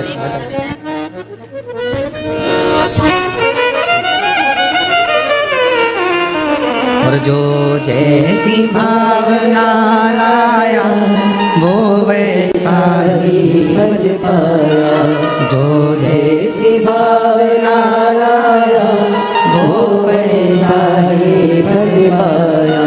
नहीं उसे लौटाया, वो मन ही मन हर्षाया। नहीं खाली उसे लौटाया, वो मन ही मन हर्षाया। और कर दिया माला माल काशी वाले, लुटा दिया भंडार काशी वाले। भगवान शिव की कृपा किसको कहते हैं, उदारता किसको, करुणा किसको, दया किसको। अपाला शिव की साधना से कुशाश्व के साथ में उसका विवाह हो गया, कुशाश्व के साथ में परिणाम है। आप जरा विचार करिए कि शरीर में चर्म रोग हो और विवाह हो जाना कितना कठिन है, पर उसकी कृपा जब होती है सब कार्य अपने आप होने अपने। सोचो नहीं वो भी हो जाए तो समझ लो शंकर जी की बड़ी उदारता है, शिव जी की बड़ी कृपा है। जो सोचा नहीं तो भी हो गया। आप में से कई माताएं भाई ऐसे होंगे जिन्होंने सोचा ही नहीं होगा कि हम क्या इतने करीब में बैठकर शिव महापुराण की कथा सुन लेंगे, तो ये तो उसकी उदारता हो जाए तो समझ लो कृपा। सोचा ही नहीं तो भी हो रहा है। प्रभु आपकी कृपा से सब काम हो रहा है, करते हो भोले बाबा मेरा नाम हो रहा है। भोले आपकी कृपा से सब काम हो रहा है। सोचा ही नहीं तो भी हो रहा। अपाला का विवाह हो गया, चली गई विवाह कर कर अपने पति के गांव घर पर। शरीर में रोग और बढ़ता चले गया। चर्म रोग इतना बढ़ गया कि शरीर में गंध आने लगी। पति ने ले जाकर उसको जंगल में छोड़ दिया। जंगल तेरे पिता ने मेरे साथ धोखा किया। अपाला हाथ जोड़कर कहती है मेरे पिता ने धोखा नहीं किया। पिता ने तो कहा था मेरे शरीर में चर्म रोग है, पर आपने कहा कि सुंदर है मैं इससे विवाह करूंगा, करा। रोग बढ़ा, धक्का देकर निकाल दिया बाहर। जंगल में घूम रही अपाला, कहाँ जाऊं, किसके पास जाऊं। फिर मन में आया कि पति ने निकाल दिया, पर पिता थोड़ी ना शरीर देखता है, माता थोड़ी ना शरीर देखती है। माता पिता तो ऐसे होते हैं, अगर बच्चा बेकार भी है, उसको कोई रोग भी है, तो भी माँ बाप उससे दूर नहीं हटते, उसको करीब रखते हैं, करीब रखते हैं। माता पिता थोड़ी ना दूर करते। अब ईमानदारी से बोलो, अगर बच्चे को बुखार आ रहा है, बच्चा रात को चमक रहा है, डर रहा है, उसको बुखार आ रहा है, कोई बच्चे को एकदम तकलीफ हो गई और माँ बाप कहे नहीं नहीं मैं हाथ नहीं लगाऊंगी, मैं इसके पास नहीं जाऊंगी, इसको फीवर है, इसको बुखार है, इसको शरीर में कष्ट है। शिव महापुराण की कथा कहती है कोरोना जैसी बीमारी भी आई, आप लोगों ने दर्शन किया होगा। उस कोरोना जैसी बीमारी में सबने साथ छोड़ दिया, भाई बंधु कुटुंब कबीला कोई ना साथ दे, पर माँ बाप, भले बच्चे की तकलीफ थी, लोग कह रहे हैं तुम बीमार हो जाओगे मत जाओ, पर माँ बाप अपने बच्चे को नहीं छोड़े। माँ बाप को उसको लगा साथ, माता पिता। अपाला को लगा कि मैं कहाँ जाऊं, पति ने निकाल दिया, वन में छोड़ दिया, कहाँ घूमूंगी, शरीर में रोग है, चल क्या चली। और अपाला चली, एक काम करती हूँ अपने पिता के पास जाती, पिता के पास। अपाला आंत ऋषि की कुटिया में पहुंच गई। मानसुइया ने देखा बेटी तेरा तो मैंने विवाह कर दिया था, तो अपने पति के घर चली गई थी, फिर यहाँ कैसे आ गई। माँ पति ने निकाल दिया, वन में घूम रही थी, कहाँ जाती तो आपके पास आ गई। मेरी जीजियों, मायका माँ से होता है, मायका शब्द ही माँ से जुड़ा हुआ है। माँ ने तुरंत कहा क्यों चिंता करती है, यहाँ रहे माँ, शरीर में चर्म रोग बढ़ गया है, गंध आ रही है, सब दूर हट जाते हैं, क्यों टेंशन, क्यों चिंता। आंत ऋषि आ रहे थे स्नान कर कर, अपाला को देखा, बेटी तू यहाँ, हाँ पिताजी। शरीर में रोग बढ़ा, पति ने छोड़ दिया, यहाँ ही हूँ, क्यों चिंता करना। तू इतना सुंदर वेद गाती है, इतना सुंदर वेद की रचना करती है, इतना इतना तेरे में विद्वत्ता है, एक बार पढ़ ले, एक बार अगर अध्ययन कर ले तो तुझे याद रह जाता। अब दत्तात्रेय भगवान की बहन है अपाला, चंद्रदेव की बहन है अपाला, दुर्वासा जी की बहन है अपाला, कोई साधारण होगी, विद्वत्ता में परिपूर्ण। अभी आपको कथा में कहा बेटे को कहना पड़ता है पढ़ पढ़ पढ़, बेटी को नहीं कहना पड़ता। आई स्कूल से और पुस्तक निकाल के सोफे पे लंबा पाँव कर कर कुछ नहीं करेगी तो अपनी कलर निकाल लेगी और बोई पोतती रहेगी। उस बेटे को कहना पड़ता है। और बेटा आया स्कूल से, ये उठा, कार उठाई, ये उठाया, वो उठाया, यहाँ दौड़ वहाँ दौड़, ये फेंक वो फेंक। और बेटी आई स्कूल से, अपनी बुक निकाली, मम्मी जल्दी देखो आज मेरे को गुड मिला है, मम्मी देखो, मम्मी देखो, आई देखो, पापा सबको बताइए, पापा ताऊ बड़े पापा आंटी अंकल सबको, दादी दादा बैग खोल खोल के लाएगी, सबको दिखाई। और बेटा मम्मा का मोबाइल लेकर बैठा, पापा का पेन लेकर बैठा, पर बेटी उसको नहीं कहा जाता कि तू कुछ कर। इतनी विद्वान थी अपाला, विद्वत्ता में परिपूर्ण, बड़ी वेद की ऋचा जब बना सकती है, वेद की जब ऋचा को तैयार कर सकती है, सुप्त तैयार कर सकती है, तो वो साधारण नहीं हो सकती, साधारण। अब अंत ऋषि ने देखा कि बेटी का शरीर बहुत बिगड़ रहा, रोग बहुत ज्यादा हो गया, चर्म रोग बहुत ज्यादा फैल गया, क्या करूं? तब अंत ऋषि ने कहा कि बेटी, क्या तूने, इंद्रदेव ने कहा था तो तूने क्या शंकर भगवान की साधना नहीं करी? करी, मैंने तब करा, साधना करी, उसी से तो मेरा विवाह हुआ था। फिर ये शरीर में रोग। आखिरी में इंद्रदेव स्वयं कैलाश पर्वत की ओर चले गए, अपाला को देख कर कि इसका शरीर बिगड़ रहा, शरीर। पूरी दुनिया की पहली स्त्री थी, पहली कन्या थी देवताओं में जो विद्या के प्रति इतनी जागरूक थी। आज के जमाने में लोग बेटियों को पढ़ाने से पहले विचार करते हैं कि पढ़ाएं ना पढ़ाएं, इतनी पढ़ ली बहुत है।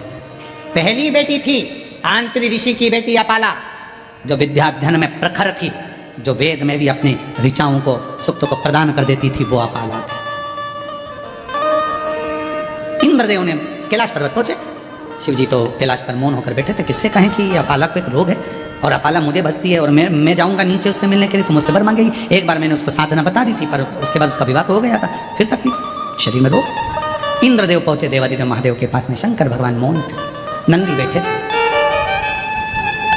नंदी शिव जी की ओर निहार रहे, शंकर जी की, बोले कुछ। इंद्रदेव ने जाकर अपाला से कहा, अपाला अगर तेरे शरीर में रोग है तो तू भी एक काम कर, कुछ मत कर, शिव जी को निहार। नंदी हमको प्रेरणा देता है।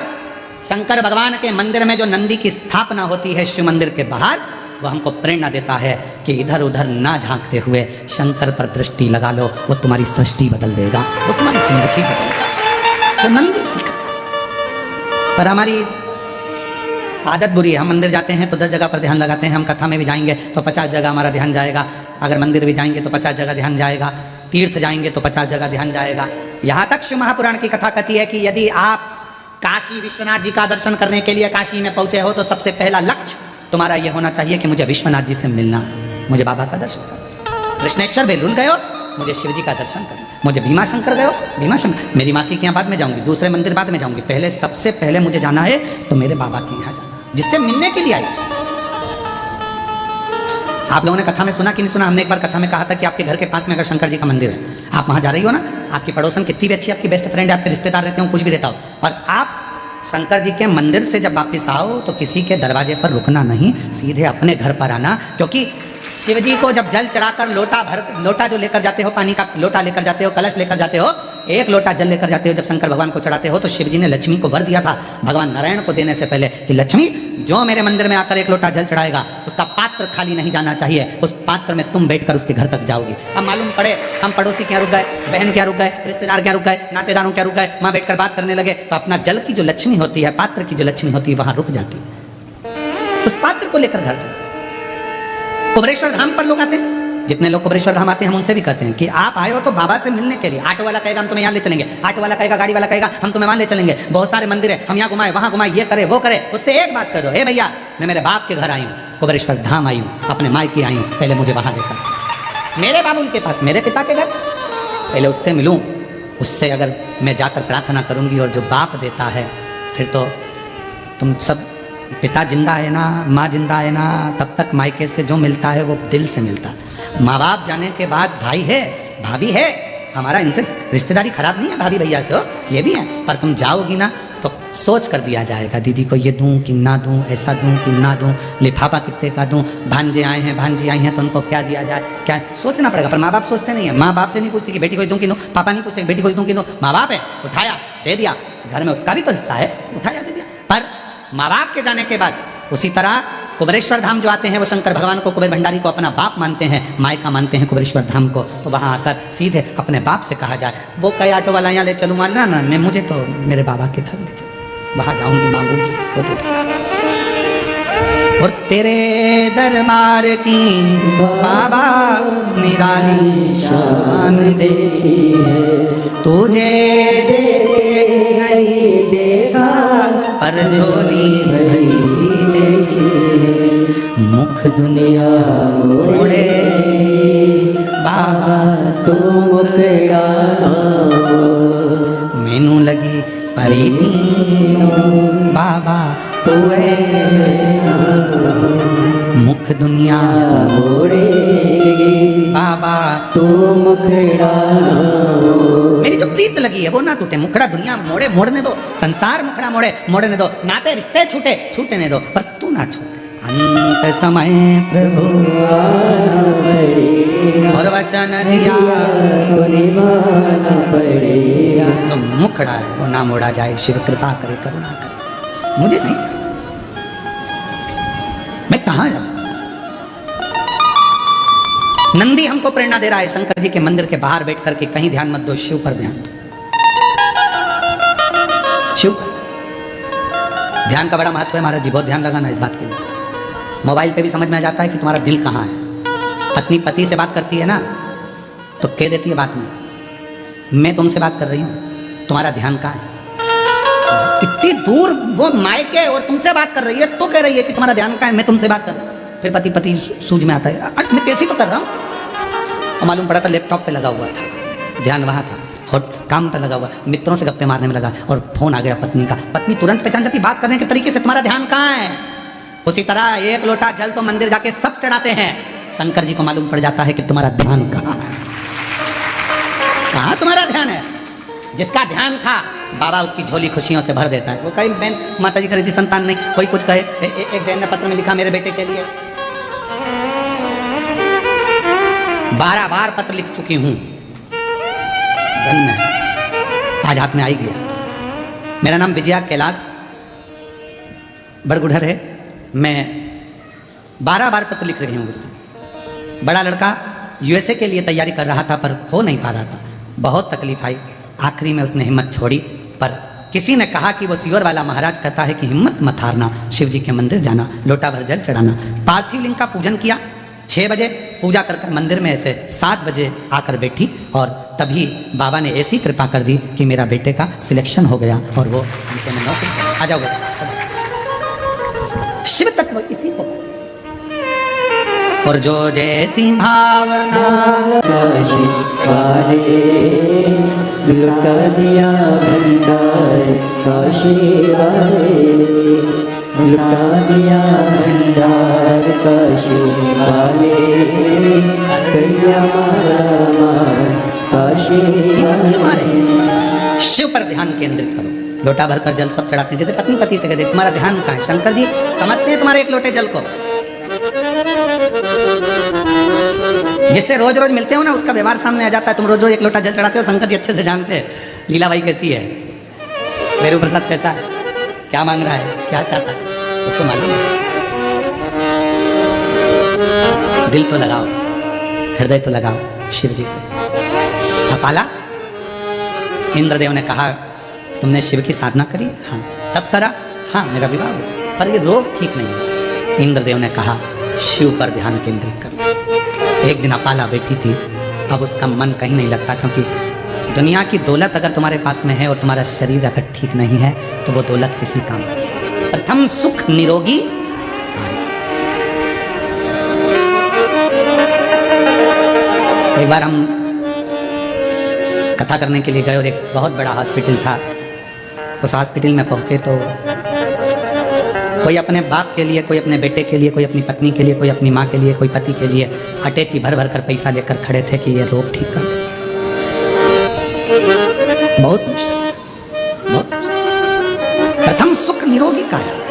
और मेरा पूरे सनातनियों से, पूरे विश्व में बैठे हुए शिव भक्तों से निवेदन है, मेरा बेटा बेटियों से, मेरे माताओं से, मेरी जीजियों से, मेरे जीजाओं से, मेरी माओं से, मेरे बाबाओं से, सबसे निवेदन करता हूं, एक लोटा जल शिवजी के मंदिर में जाकर चढ़ाना प्रारंभ कर दो। तुम्हारी जिंदगी के 80% दुख शंकर जी काटना प्रारंभ कर जाओ, बिना संकोच, बिना सोचे। लोग ताना दे, हंसे, व्यंग करे, करने दो, पर अपन चलो अपने शंकर के धाम, शिव के धाम। कोई कहे गुरुजी मैं तो अच्छी हूँ, क्या करूंगी मंदिर जाकर। बात का समय किसने देखा? कोई को मालूम है समय कैसा आ सकता है? कैसा समय आएगा ये किसको मालूम। जाओ शिव को जल चढ़ाओ। अपाला शिव की साधना करी, हाँ तब करी, हाँ। अब शंकर जी को निहार रही थी, वहीं से तुमरुका जी निकल कर जा रहे थे। तुमरुका जी ने अपाला को देखा, रोज बैठी रहती है, शिव जी को देखती रहती है। इसको ना जाने किसने कह दिया कि नंदी जैसे बैठ जा शंकर को देखने के लिए। तुमरुका जी ने कहा अपाला अभी तक तूने शिव जी की आराधना करी, साधना करी, तप करा, शंकर जी का पूजन किया क्या तूने? शिव तप से ज्यादा पूजन से प्रसन्न होते, शिव साधना से ज्यादा पूजन से प्रसन्न होते। तो एक काम कर, शिव मंदिर तो रोज आती है, शंकर की आराधना करती है, शिव के ऊपर एक लोटा जल समर्पित करना प्रारंभ कर। जल, हाँ। अपाला ने एक लोटा जल चढ़ाना चालू करा। आज इंद्रदेव भगवान शंकर के पास पहुंच गए, शिव के नेत्र खुले हुए थे। शिव जी से प्रार्थना करी, मेरी बेटी है अपाला, वो बेटी अपाला जिसने रचनाएं करी हैं, वेद और शास्त्र उसके कंठस्थ हैं, वो अपाला चर्म रोग से ग्रसित है, कुछ करुणा करो। शंकर भगवान तो कुछ नहीं बोले, पर इतने में नंदी ने कह दिया अपाला कल शिव जी को जो जल चढ़ाएगी, चढ़ा हुआ जल इंद्रदेव तुम झेल लेना, उस जल को अपाला के शरीर पर डाल देना, उसका चर्म रोग समाप्त हो जाएगा। अपाला के शरीर पर, और अपाला जल चढ़ाई। हमने एक बात कही थी, आप लोगों के स्मरण में है कि नहीं है वो हमको नहीं मालूम, याद होगा तो आप जरूर बताओगे। शिवलिंग है, जलाधारी है, ये शंकर जी, जलाधारी पार्वती जी, जल बहता है यहाँ गणेश, कार्तिकेय, अशोक सुंदर। बोला था ऊपर जो जल बहता है वो शिव जी की 5 बेटियां, जया, विषहरा, शामरीवारी, दौतली। जो जल बहकर जाता है, जिसको लांगा नहीं जाता, जहां से जहां तक जल जा रहा है उसकी दूरी पर सबसे पहला स्थान इंद्र का, वरुण, गरुण, 33 कोटि देवता उस जल को लेने के लिए खड़े रहते हैं। ये जल इंद्र ने झेला, ये जल, और वो जल झेल कर इंद्रदेव ने अपाला के शरीर पर डाल दिया। जैसे ही डाला, अपाला समझ नहीं पाई आज हल्की सी पानी की बूंद कहाँ से। कभी कभी एक थोड़ा सा अगर जिसकी शिव भक्ति प्रबल हो जाती है, जो शिव जी को बहुत मानने लगता है, शंकर उसको प्रेरणा देते। कभी कभी आप शंकर जी को जल चढ़ा रही होती हो, मंदिर में कोई नहीं होता, तो भी हल्की सी पानी की बूंद तुम्हारे चेहरे पर, शरीर पर आ जाती है, समझ में नहीं आता कोई नहीं है, पानी का छिट्टा कहाँ से आया। तुमने दूसरे से पूछा क्यों जलवृष्टि हो रही है क्या, कोई ने पानी डाला था क्या, कोई ने कूलर चालू करा क्या, कोई ने पंखा चलाया क्या, ये पानी का छींटा मेरे ऊपर कहाँ से आया। तुम्हें समझ नहीं आता। तुमने जो शिव जी को जल चढ़ाया है, भक्ति से जो मांगा था, इंद्र ने बोले जाकर तुम्हारे ऊपर इसी सिंचन कर तुम्हें दुख से मुक्त करा। ये शिव भक्ति की सीढ़ी बाई सीढ़ी जब हम चढ़ते हैं, शंकर भगवान की आराधना करते रहते हैं, आराधना करते करते शंकर पर जल चढ़ाते चढ़ाते जब हम कुछ नहीं करते, ना में तप आता, ना साधना आती, ना व्रत आता, ना उपास आता, हम कुछ नहीं जानते, केवल एक लोटा जल जानते हैं। और वो एक लोटा जल जब यहाँ अपाला को निहाल कर सकता है और चर्म रोग से मुक्त कर सकता है, तो वो एक लोटा जल हमारी जिंदगी को सार्थक कर सकता है। हल्की सी पानी की बूंद आती, हल्की सी एक बूंद कहीं छोटी सी आ गई, छू गई। तुम तो जल चढ़ाकर बैठे थे, प्रणाम कर रहे थे, नमन कर रहे थे, शिव मंदिर में थे, कोई नहीं था, फिर भी वो जल कहाँ से आ गया? वो इंद्र लाकर जो जल तुमने शरीर को छू। कभी कभी ऐसा होता है, हवा बंद, बिल्कुल बंद हवा, और तुमने देवादिदेव महादेव को दिया लगाने के लिए जलाना प्रारंभ करा और आवाज चली। वरुण आया, वो दीप को बुझाने के लिए नहीं, तुझे आशीर्वाद देने के लिए कि तूने मेरे मंदिर में प्रकाश किया है, तेरी जिंदगी में आज प्रकाश करा। हम समझ नहीं पाते कि शिव तत्व, हम तो सोचते शंकर जी आएंगे, डमरू लेकर आएंगे, त्रिशूल लेकर आएंगे। अरे ऐसे शंकर जी आ गए तो तुम आटा देकर विदा कर दोगे, एक कटोरी आटा दे दे इसको, पहचान थोड़ी ना पाओगी। यशोदा मैया भगवान शंकर जी को नहीं पहचान पाई थी। गली गली में शोर मचावे चले सदा शिव गोकुल में, पहचान नहीं पाई। उनको लगा कि कोई आया। रास की लीला में भगवान शंकर को कौन पहचाना? शिव को नहीं जाना, केवल भगवान कृष्ण ही पहचाने थे कि ये गोपी नहीं, ये शिव है। यशोदा जी नहीं पहचान पाई कि ये शंकर भगवान है। तो संसार का मनुष्य जब भगवान नहीं पहचान पा रहे तो हम कैसे पहचानेंगे कि ये भगवान है? दिया लगा रही हो, हवा का झोंका, तुमने बेलपत्र चढ़ाई, चढ़ाते से पीछे से कोई आई, बेलपत्र को उठाया, नीचे रख दिया, जल चढ़ा दिया, तुम नाराज हो रही हो? नहीं, शिव का गण है भृंगी, एक क्षण के लिए आता है, शिव जी पर जो चढ़ा होता है वो उठाकर पार्वती जी को दे जाता है, जलाधारी पर रख देता है, जल चढ़ाता है और निकल जाता है। तुम उसका चेहरा ही देखते, कौन थी? मैंने अभी चढ़ाई और उठा के रख दी, अब तुम गुस्सा हो रही, मैंने चढ़ाई, तूने पूरा श्रृंगार बिगाड़ दिया। नहीं, भृंगी का काम ही यही है, आता है एक क्षण में शिव जी से मिलने के लिए। क्या करा था? आपको आपने भृंगी की कथा सुनी होगी, क्या करा था? पार्वती जी पास में बैठी थी, तो उसने देखा मैं पार्वती जी की परिक्रमा नहीं करूँ, मैं तो शंकर जी को मानता हूँ, तो बीच में से निकलने लगा। तो पार्वती जी और खसक गई। भृंगी को लगा और पास में आके, तो भंवरे का रूप रखकर बीच में से निकलने लगा। पार्वती जी गोदी में आके बैठ गई शंकर जी। अब भृंगी को लगा परिक्रमा कैसे करूं, तो बीच में से निकल रहा था। पार्वती जी ने उसको रोक दिया। तब से भृंगी ने हाथ जोड़कर कहा, जो तुम पर शिव जी पर रहेगा सब पार्वती जी को मिलेगा, क्षमा करना माँ। भृंगी का काम कैसी कई माताएं आती हैं, पूजन करते करते में आकर बेलपत्री चढ़ी थी, सब उतार कर नीचे रख दी, जल चढ़ाया, वो चली गई त्रिकुंड लगाकर। हम गुस्सा हो गए, बताओ मैंने तो अभी पूजन करी थी, अब बिहाल जल चढ़ाया, बिहाल बेलपत्री चढ़ाई। अरे आई क्यों, तेरे टाइम पे क्यों? रोज तो लेट आती थी जब तू चली जाती थी, आज तेरे टाइम पे आई है। मतलब वो नहीं आई है, भृंगी आया उसके रूप में और चढ़ाकर चले गया है। स्वीकार करा है, स्वीकार। हम पहचान नहीं पाते। अपाला रोग मुक्त हो गई, शरीर का रोग चर्म रोग समाप्त हो गया। शिव का चढ़ा हुआ जल हमारे कई रोगों को समाप्त कर दिया। पति को मालूम पड़ा कि मेरी प्रशासवा को मालूम पड़ा कि मेरा पत्नी ठीक हो गई, वो आ गया, उसको लेकर चला। समय आया।